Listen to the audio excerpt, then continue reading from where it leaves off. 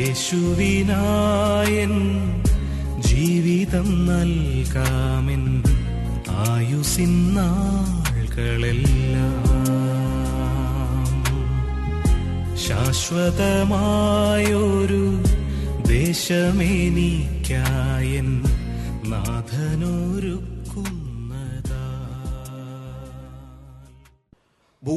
മരുഭൂമിയിലെ ജീവിതത്തിൽ ശരിയായ വീണ്ടും ജനനം പ്രാപിക്കാതെ ഒരു വ്യക്തി മുന്നോട്ട് പോയാൽ, ശരിയായ ദൈവദർശനം പ്രാപിക്കാതെ ഒരു വ്യക്തി മുന്നോട്ട് പോയാൽ, മരുഭൂമിയിൽ ദൈവസാന്നിധ്യം ഉണ്ടെങ്കിലും ഇടയ്ക്ക് പഴയ കാര്യങ്ങളും കൂടെ അവൻ ഓർക്കും.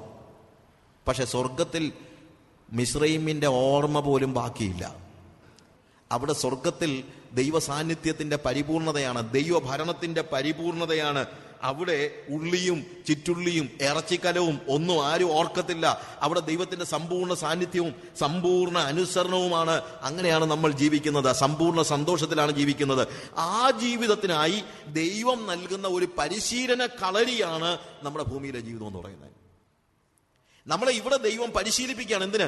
പൂർണ്ണമായും അവനിൽ ആശ്രയിക്കുവാൻ, പൂർണ്ണമായും അവനിൽ സന്തോഷിക്കുവാൻ, പൂർണ്ണമായും അവനെ അനുസരിക്കുവാൻ ദൈവം എന്ത് ചെയ്യാണ്? മരുഭൂമിയിൽ നമ്മളെ നടത്തുകയാണ്, അനുസരണത്തിൽ നടത്തുകയാണ്. ഇവിടെയും ദൈവസാന്നിധ്യമുണ്ട്, സ്വർഗത്തിലും ദൈവസാന്നിധ്യമുണ്ട്. ഇവിടെയും ദൈവത്തോടുള്ള അനുസരണമുണ്ട്, അവിടെയും ദൈവത്തോടുള്ള അനുസരണമുണ്ട്.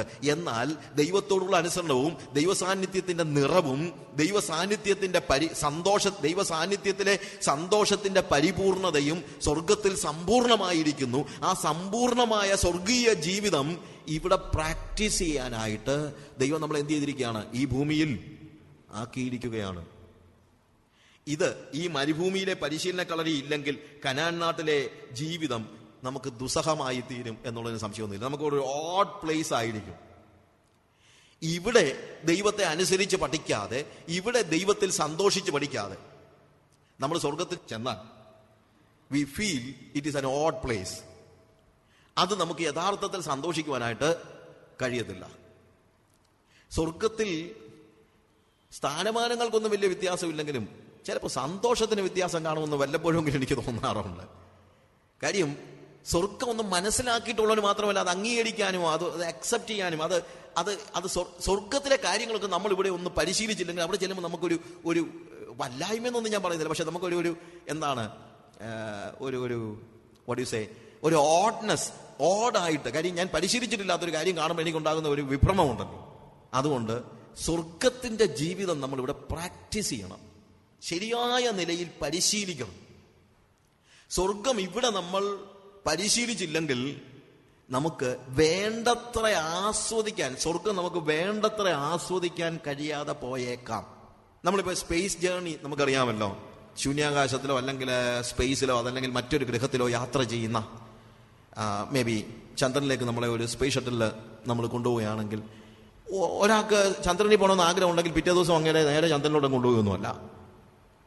ചന്ദ്രനിൽ കൊണ്ടുപോകുന്നതിന് മുമ്പ് പലതരത്തിലുള്ള പരീക്ഷണങ്ങളും ആ എക്സ്പെരിമെന്റ് ചെയ്യാൻ, ആ സ്പേസ് ഒന്ന് എക്സ്പെരിമെന്റ് ചെയ്യാൻ, അല്ലെങ്കിൽ ചന്ദ്രന്റെ ഉപരിതലം ഒന്ന് എക്സ്പെരിമെന്റ് ചെയ്യാനായിട്ട് നമ്മളെ ഒത്തിരി ദിവസങ്ങൾ കൊണ്ട് പരിശീലിപ്പിച്ചിട്ട് മാത്രമേ ഒരു സ്പേസ് ഷട്ടിൽ നമ്മളെ മുകളിലോട്ട് കൊണ്ടുപോകത്തുള്ളൂ, അല്ലേ?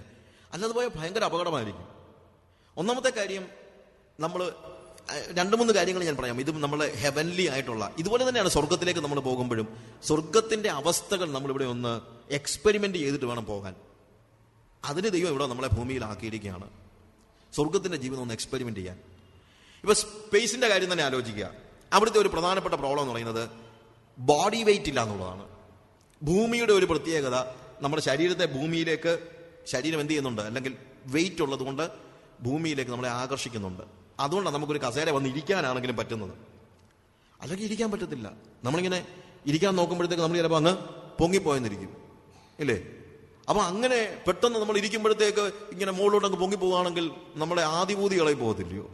ശരിക്കും പറഞ്ഞു കഴിഞ്ഞാൽ ഈ പിള്ളേരുടെ ഗെയിംസ് ഇതൊക്കെയാണ്, റൈഡൊക്കെ ഉണ്ട്. റൈഡിനകത്തൊക്കെ ചിലപ്പോൾ തലയും കുത്തിയൊക്കെ മറിയുന്ന റൈഡ് എന്ന് പറഞ്ഞതുപോലെ നമ്മളിങ്ങനെ നടക്കുന്ന കൂട്ടത്തിൽ പെട്ടെന്ന് തലയും കുത്തി ഇങ്ങനെ നിൽക്കുകയാണെങ്കിൽ നമ്മളുടെ സ്റ്റേജ് ഒന്ന് ആലോചിച്ച് നോക്കിയേ.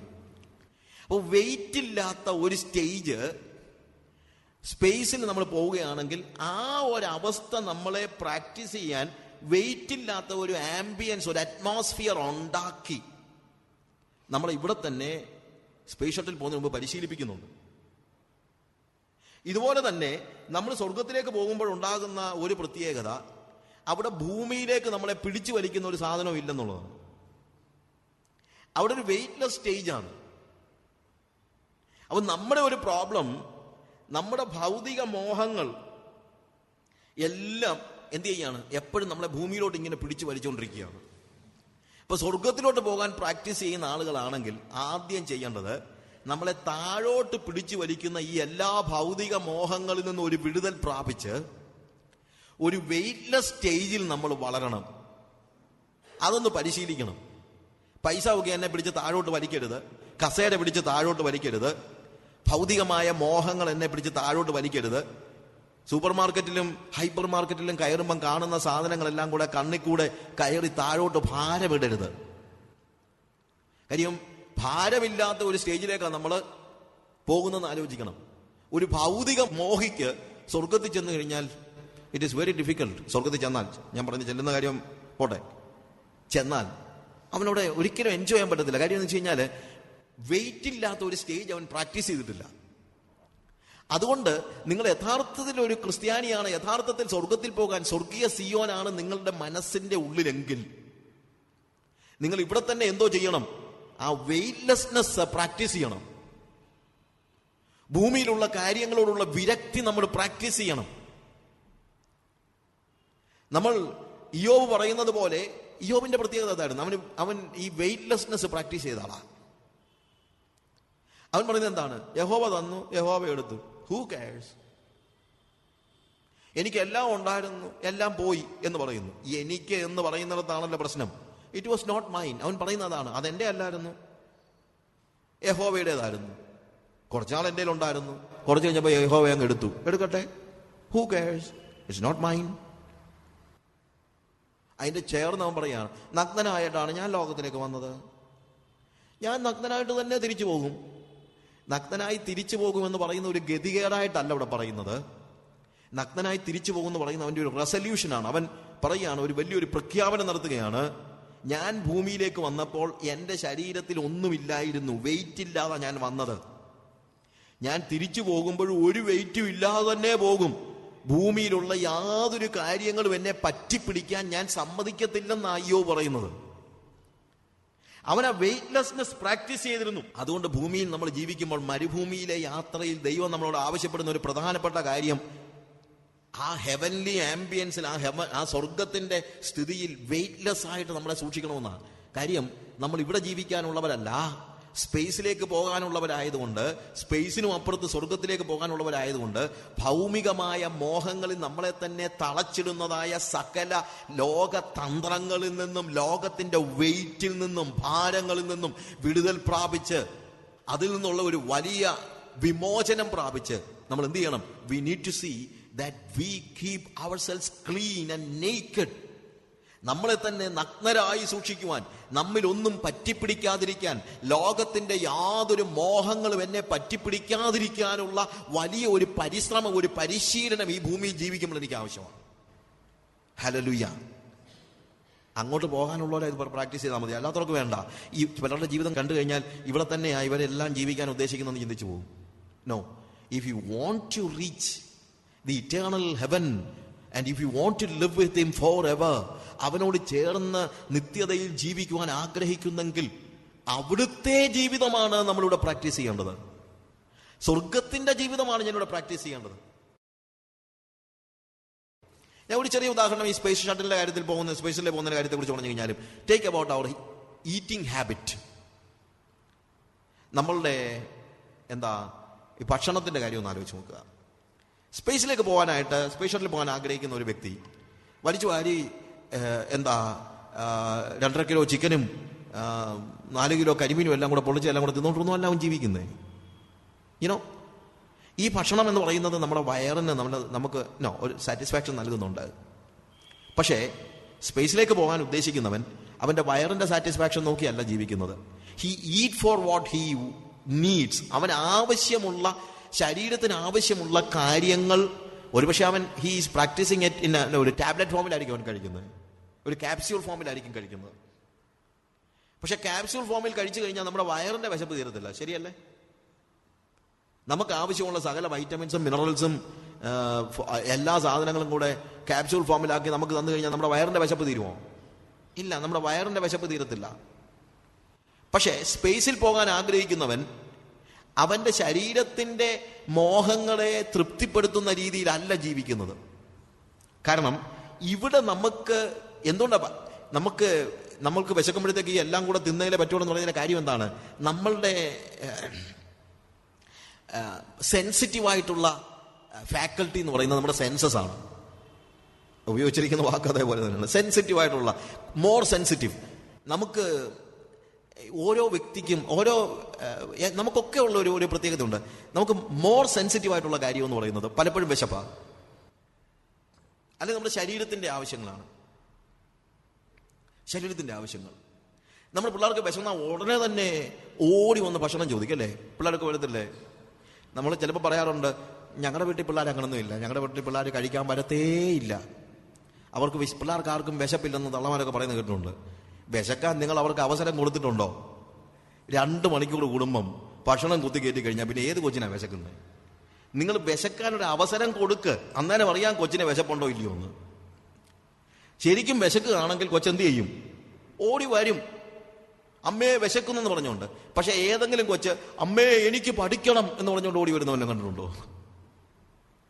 കാര്യം എന്ന് വെച്ച് കഴിഞ്ഞാൽ നമ്മളുടെ ഇന്റലക്ച്വൽ ഫാക്കൽറ്റിയേക്കാൾ കുറെ കൂടെ ശക്തമാണ് നമ്മളുടെ ആപ്പിറ്റൈറ്റ് എന്ന് പറയുന്നത്. മോർ സെൻസിറ്റീവ് ആണ്. വിശക്കുമ്പം പെട്ടെന്ന് നമുക്ക് എന്തെങ്കിലും കഴിച്ചാലേ പറ്റുള്ളൂ. ബുദ്ധിയൊക്കെ അതിന്റെ പുറയിലാണ് നിൽക്കുന്നത്. പുറയിൽ നിൽക്കുന്നു പറഞ്ഞു കഴിഞ്ഞാൽ അത്രയും സെൻസിറ്റീവ് അല്ല. അത്രയും പോലും സെൻസിറ്റീവ് അല്ല നമ്മുടെ സ്പിരിച്വാലിറ്റി എന്ന് പറയുന്നത്. നമ്മുടെ സ്പിരിച്വൽ ഫാക്കൽറ്റീസ് അത് നമുക്കൊക്കെ പരിചയമുള്ള കാര്യമാണ്. ഭക്ഷണം നമുക്ക് ആദ്യം അന്നവിചാരം, മുന്നവിചാരം, പിന്നെ വിചാരം, കാര്യവിചാരം നമ്മൾ കേട്ടിട്ടുണ്ടല്ലോ. ഒരു ലൗകികനെ സംബന്ധിച്ചിടത്തോളം, ഭൗതികനെ സംബന്ധിച്ചിടത്തോളം അവന്റെ സ്വാഭാവികമായ കാര്യമാണ്. നമ്മുടെ ജഡവുമായി ബന്ധപ്പെടുത്തി ആലോചിക്കുമ്പോൾ അതാ ഏറ്റവും മുന്നിൽ നിൽക്കുന്നത്. ഭക്ഷണമോ അതുപോലെയുള്ള അവന്റെ ശരീരത്തിന്റെ ആപ്പിറ്റൈറ്റ്സ് എന്തൊക്കെയാണോ അതൊക്കെയാണ് മുന്നിൽ നിൽക്കുന്നത്. അതിന്റെ പിന്നിൽ മാത്രമേ എന്ത് നിൽക്കുന്നുള്ളൂ? ബുദ്ധിയും മറ്റുള്ള കാര്യങ്ങളും, നോളജ്, ജ്ഞാനം പ്രാപിക്കുവാനുള്ള വലിയ ആഗ്രഹമൊക്കെ അതിന്റെ പിന്നിലേ നിൽക്കുന്നുള്ളൂ. അതിൻ്റെയും പിന്നിലേ നിൽക്കുന്നുള്ളൂ ആത്മീയ കാര്യങ്ങൾ. അതുകൊണ്ടാണല്ലോ നമ്മുടെ പിള്ളേരുടെ ക്ലാസ് പരീക്ഷയ്ക്ക് ഉപവാസം എടുക്കുന്ന അമ്മമാര് സൺഡേ സ്കൂളിന്റെ പരീക്ഷയുടെ കാര്യം മറന്നു പോകുന്നത്. ചിലപ്പം അമ്മമാർ പറയുന്നത് കേട്ടിട്ടുണ്ട്, എന്താ കഴിക്കാഞ്ഞേ? ഓ, ഞാൻ ഉപവാസമാണ്. എൻ്റെ ഉപവാസം കുഞ്ഞിൻ്റെ പരീക്ഷയാണ്. അത് പരീക്ഷ മാർച്ചില്ലല്ലോ, ഇതിപ്പം ജൂലൈ ആയതേ ഉള്ളല്ലോ. അല്ല, ക്ലാസ് പരീക്ഷയാണ്. ക്ലാസ് പരീക്ഷയ്ക്ക് പിള്ളേർക്ക് ഉപവാസം എടുത്ത് പ്രാർത്ഥിക്കും. കാര്യം നമുക്കത് ഫീൽ ചെയ്യുന്നില്ല. സൺഡേ സ്കൂളിൽ പോകുന്നില്ലെന്ന് പറഞ്ഞാൽ എത്ര തള്ളമാര് പിള്ളേരെ വഴക്ക് പറഞ്ഞിട്ടുണ്ട്. മോന് പോകണ്ടാടാ, വയ്യായോടാ, എന്നാ ഇന്ന് പോകണ്ട. സ്കൂളിൽ പോകാൻ നേരം പറയത്തില്ല, എത്ര വയ്യായെങ്കിലും തല്ലി ഓടിച്ചു വിടും. കാര്യം നമ്മളുടെ മോർ സെൻസിറ്റീവായിട്ടുള്ള കാര്യം എന്ന് പറയുന്നത് നമ്മളുടെ ബോഡി, നമ്മുടെ ഇന്റലിജൻസ്, അതിനും പിന്നിലാണ് സ്പിരിച്വാലിറ്റി. നമ്മുടെ ലോവർ നേച്ചറാണ് ഏറ്റവും മുന്നിൽ നിൽക്കുന്നത്. പക്ഷെ സ്വർഗത്തിൽ അങ്ങനെയല്ല. സ്വർഗത്തിലെ മോസ്റ്റ് സെൻസിറ്റീവ് ഫാക്കൽറ്റി എന്ന് പറയുന്നത് ഇറ്റ് ഇസ് ദ സ്പിരിറ്റ്. സ്വർഗത്തിൽ ആത്മാവാണ്, ആത്മീയതയാണ്, അവന്റെ ആത്മാവുമായി ബന്ധപ്പെട്ടത്. Because God is spirit and you are A spiritual being. ദൈവം ആത്മാവാകുന്നു, നമ്മൾ ആത്മജീവികളാണ്. അതുകൊണ്ട് സ്വർഗം പ്രാക്ടീസ് ചെയ്യുവാൻ നിങ്ങൾ ആഗ്രഹിക്കുന്നെങ്കിൽ എൻ്റെ ലോവർ നേച്ചറിനെ മറികടക്കുന്ന നിലയിൽ എൻ്റെ ആത്മാവിൻ്റെ ആവശ്യങ്ങൾക്ക് വേണ്ടി നിലകൊള്ളാൻ ഞാൻ പരിശീലിക്കണം, പ്രാക്ടീസ് ചെയ്യണം. കാരണം നമ്മൾ സ്വർഗത്തിലേക്ക് പോകുന്നവരാണ്. ആ ഉന്നതമായ അവസ്ഥയിലേക്ക് കടക്കണമെങ്കിൽ ഇവിടെ നമ്മൾ സ്വർഗം പ്രാക്ടീസ് ചെയ്യണം, സ്വർഗത്തിന്റെ അവസ്ഥകൾ പ്രാക്ടീസ് ചെയ്യണം. അങ്ങനെ വരാൻ പോകുന്ന ലോകത്തെക്കുറിച്ചുള്ള ബോധ്യത്തിൽ അവിടെ എന്താണ്, ഇൻ ദ കമ്മിങ് വേൾഡ് ഞാൻ ആരാകാൻ പോകുന്നു, എന്താകാൻ പോകുന്നു, എങ്ങനെ ജീവിക്കാൻ പോകുന്നു, അത് പരിശീലിക്കുകയാണ് നമ്മുടെ ഈ മരുഭൂപ്രയാണ ജീവിതത്തിൽ എന്ന് നമ്മൾ മനസ്സിലാക്കണം. വേറൊരു കാര്യം കൂടെ ഉണ്ട്. സ്പേസിലേക്ക് പോകുമ്പോഴത്തേക്ക് ഉണ്ടാകുന്ന ഒരു പ്രത്യേകത നമ്മുടെ ആൾട്ടിറ്റ്യൂഡ് ചേഞ്ച് ആണ്. ആൾട്ടിറ്റ്യൂഡ് എന്ന് പറയുമ്പോഴത്തേക്ക് ഉയരം, ഹൈറ്റ്സിൽ പോകുമ്പോൾ വലിയ ബുദ്ധിമുട്ടാണ്. ഞാൻ ഇന്ത്യയിലെ ഏറ്റവും ഹൈറ്റ് കൂടിയ സ്ഥലങ്ങളിലൊക്കെ, ഏറ്റവും ഹൈറ്റ് കൂടി എന്ന് പറയുന്നില്ലെങ്കിൽ തന്നെ ഏകദേശം അതുപോലുള്ള സ്ഥലങ്ങളിൽ ഞാൻ പോയിട്ടുണ്ട്. ഒരു 17,000 18,000 ഫീറ്റ് ഹൈയിലൊക്കെ ഞാൻ പോയിട്ടുണ്ട്. -10 വരെ ഞാൻ യാത്ര ചെയ്തിട്ടുണ്ട്. അപ്പോൾ അവിടെയുള്ള ഒരു വലിയ പ്രശ്നം എന്ന് പറഞ്ഞു കഴിഞ്ഞാൽ നമ്മൾ ഓക്സിജൻ കുറവാണ്. കാര്യം വെജിറ്റേഷൻ കുറവായതുകൊണ്ട് നാച്ചുറലി ഓക്സിജനും കുറവാണ്. ഓക്സിജൻ കുറവാകുമ്പോഴത്തേക്ക് ചിലപ്പോൾ നമുക്ക് ശ്വാസം മുട്ടും, ഒരുപക്ഷെ 2 പ്രാവശ്യം നമുക്ക് ബ്രീത്ത് ചെയ്യേണ്ടി വരും. സോ ഓൾട്ടിറ്റ്യൂഡിൻ്റെ ചേഞ്ച്, അവിടെ നമ്മളെ കഠിനമായി പരിചയമില്ലാതെ അധ്വാനിച്ചു കഴിഞ്ഞാൽ ഒരുപക്ഷെ നമ്മൾ വോമിറ്റ് ചെയ്തിരിക്കും. ഈവൻ നമ്മൾ കയറ്റം കയറുമ്പോൾ തന്നെ ആ ഓൾട്ടിറ്റ്യൂഡുമായിട്ട് നമ്മളുടെ ഈ വാലീസിൽ താമസിക്കുന്ന നമ്മുടെ ബോഡി പെട്ടെന്ന് അങ്ങോട്ട് അക്സെപ്റ്റ് ചെയ്യാനായിട്ട് ബുദ്ധിമുട്ടാണ്. ഇതുപോലെ തന്നെ നമ്മൾ സ്വർഗീയമായ ആ സ്പേസിലേക്ക് പോകുന്ന ഒരു വ്യക്തി സ്പേസിലെ ആംബിയൻസിൽ അവനെ താമസിക്കാനായിട്ട് ഒരു സ്പേസ് ട്രാവലറെ പരിശീലിപ്പിക്കുന്നുണ്ട്. ആ സ്പേസിന്റെ ആംബിയൻസിൽ, ആ ഉയരത്തിന്റെ ആംബിയൻസിൽ, ഉയരെയുള്ള കാര്യങ്ങളൊക്കെ വ്യത്യസ്തമാണ്. ഇതേപോലെ തന്നെ സ്വർഗീയമായ കാര്യങ്ങൾ നമ്മൾ പ്രാക്ടീസ് ചെയ്യാൻ ആ സ്വർഗത്തിന്റെ ഒരു ആംബിയൻസിൽ നമ്മൾ ജീവിക്കണം. നമ്മളെ കാഴ്ചപ്പാട് അങ്ങനെ ആയിരിക്കണം.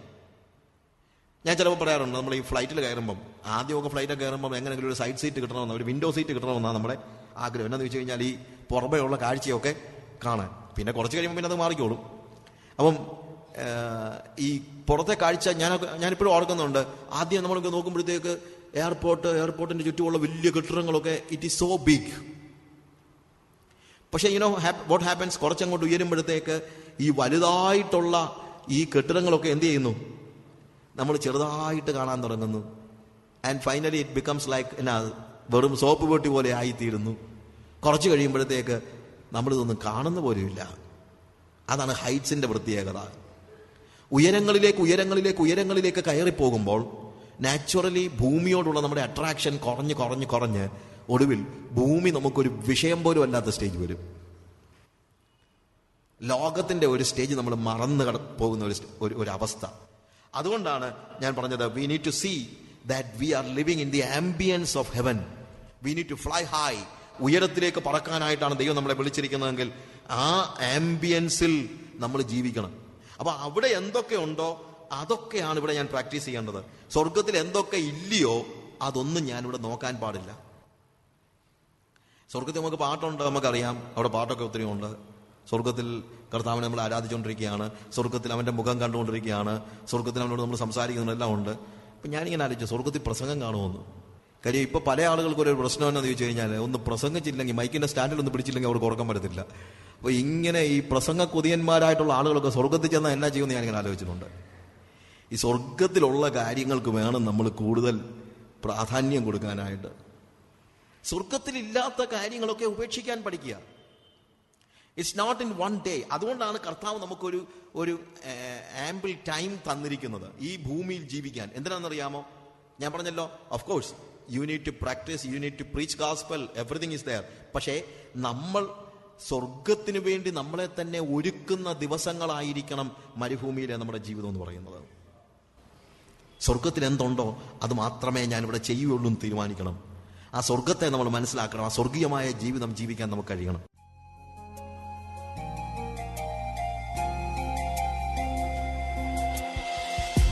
യേശുവിനായൻ ജീവിതം നൽകാമെൻ ആയുസ്സിൻ നാളുകളെല്ലാം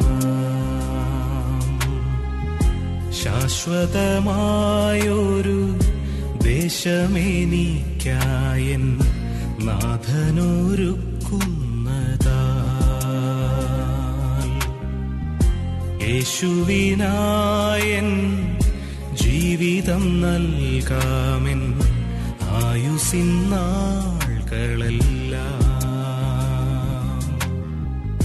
ശാശ്വതമായൊരു ദേശമെനിക്കായൻ നാഥനൊരുക്കുന്നതാൽ നൽകിടും എൻ ജീവിതം നിൻ കൈകളിൽ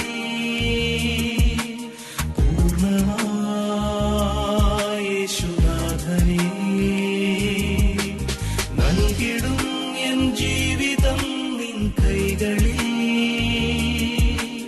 പൂർണ്ണമായി യേശുനാഥനേ.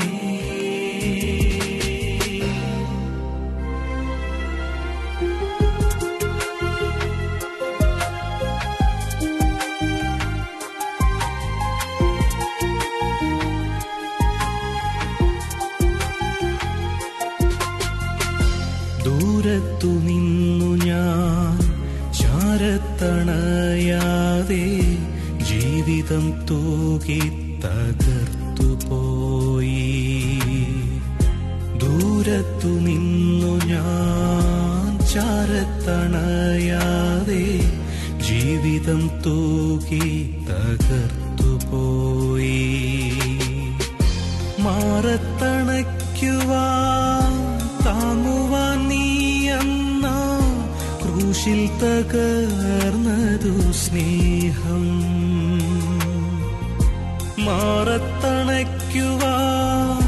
താങ്ങുവാൻ നീ എന്ന ക്രൂശിൽ തകർന്നതു സ്നേഹം. നൽകിടും എൻ ജീവിതം നിൻ കൈകളിൽ പൂർണ്ണമായി യേശുനാഥനേ. നൽകിടും എൻ ജീവിതം നിൻ കൈകളിൽ പൂർണ്ണമായി യേശുനാഥനേ.